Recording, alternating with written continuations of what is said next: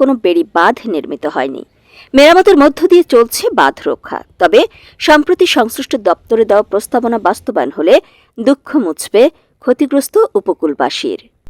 60-এর দশকের পর থেকে আমাদের হচ্ছে বড় রকমের ওরকম কোনো কাজ কুতুবদিয়াতে আমরা আসলে করতে পারি নাই।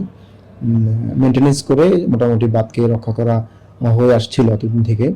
তো ইতিমধ্যে আমরা একটা স্টাডি সম্পন্ন করেছি কুতুবদিয়া এবং মহেশখালী নিয়ে, যেটা আমরা গত এপ্রিলের 15 তারিখে আমরা এটা হচ্ছে আমাদের পানি উন্নয়ন বোর্ডে আমরা জমা দিয়েছি। এটা প্রস্তাবনা প্রস্তুত হয়ে যাবে খুব শীঘ্রই। এই দুটো যদি অনুমোদন হয়ে যায় তাহলে আশা করি অঞ্চলের যে বেড়িবাঁধের যে সমস্যা এটা সমাধান হয়ে যাবে। স্বাধীন বাংলাদেশে কোনো প্রাকৃতিক দুর্যোগে একসাথে এত মানুষ কখনো মারা যায়নি। সেই ঝড়ের পর ক্ষতি কাটিয়ে উঠে জীবন স্বাভাবিক করতে কয়েক বছর সময় লেগেছিল